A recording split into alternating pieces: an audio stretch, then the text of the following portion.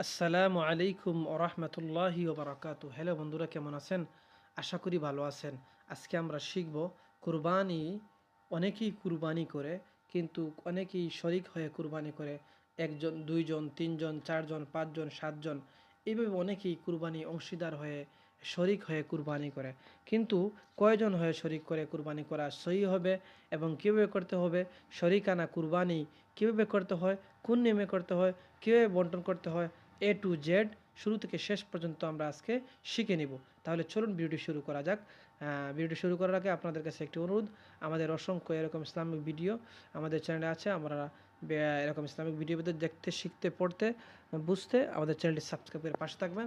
ধন্যবাদ। তাহলে চলুন আমরা শুরু করা যাক। আজকে আমরা এখন জানবো কুরবানির কিছু ফজিলত জেনে নিই আমরা। কুরবানির ফজিলত। রাসূলুল্লাহ সাল্লাল্লাহু আলাইহি ওয়াসাল্লাম ইরশাদ করেন, কুরবানির দিনসমূহে কুরবানি ছাড়া অন্য কোনো জিনিস আল্লাহর নিকট অধিক পছন্দনীয় নয়। কুরবানির দিনসমূহে ফরজ আমলের পর কুরবানি অন্যান্য সমস্ত আমলের তুলনায় অধিক উত্তম। কুরবানির পশু জবেহ করার সময় যে রক্ত ঝরে তা জমিনে পড়ার আগেই আল্লাহর দরবারে কবুল হয়ে যায়। সুবহানাল্লাহ। তাই অত্যন্ত আনন্দ ও মন খুলে কুরবানি করা উচিত। কুরবানি খালেস নিয়তে করা উচিত, শুধু নাম ও গোশত খাওয়ার উদ্দেশ্যে না হওয়া বাঞ্ছনীয়। শরিকি কুরবানি, এটা খুবই গুরুত্বপূর্ণ। দেখেন আপনারা, শরিকি কুরবানি করতে হলে শরিকগণের নিয়ত এবং উপার্জন হালাল কিনা বুঝে শুনে শরিকানা কুরবানি করার প্রতি লক্ষ্য রাখতে হবে। কারণ আপনার একটি নিয়তের কারণে আপনার নিয়ত সহি আছে, কিন্তু আপনার শরিকানা যে শরিক হয়েছে তার নিয়ত সহি শুদ্ধ না, এজন্য আপনার কুরবানি সহি শুদ্ধ হবে না। তাহলে চলুন আমরা কীভাবে অংশীদার কীভাবে করতে হয়। এক পশুতে শরিকের সংখ্যা।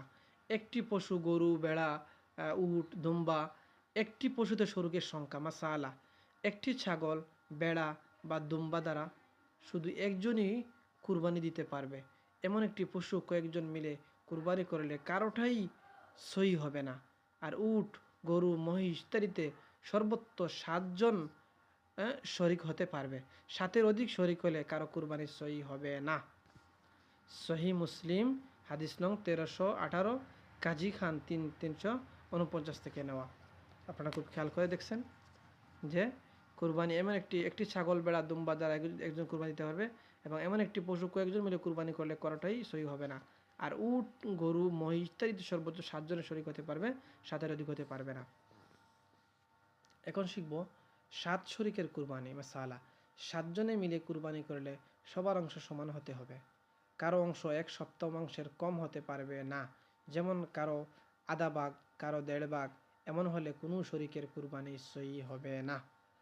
বাদায়ুস সানায়ে 4:207।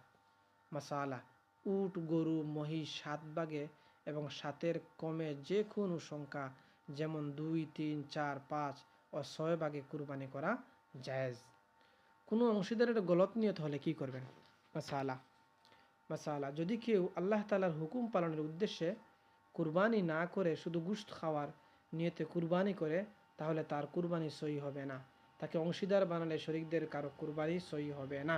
তাই অত্যন্ত সতর্কতার সঙ্গে শরিক নির্বাচন করতে হবে। আজকে আমরা শিখে নিলাম কুরবানির শরিক হয়ে কীভাবে কুরবানি করতে হয়, কোন নিয়মে করতে হয়, কীভাবে করলে আপনার সহি হবে, কীভাবে করলে আপনার ভুল হবে, কুরবানি কবুল হবে না আল্লাহ তাআলার দরবারে। ভিডিওটি আপনারা ভালো লাগলে লাইক এবং কমেন্ট করবেন, আর অন্যকে শেয়ার করে দেখার সুযোগ করে দিবেন সওয়াবের নিয়তে। আশা করি ভালো লাগছেন। কষ্ট করে ভিডিও দেখার জন্য আপনাকে ধন্যবাদ, জাযাকাল্লাহ। আমাদের পরবর্তী ভিডিও দেখার জন্য অনুরোধ রইল। সে পর্যন্ত ভালো থাকুন, সুস্থ থাকুন। আসসালামু আলাইকুম ওয়া রাহমাতুল্লাহি ওয়া বারাকাতুহু।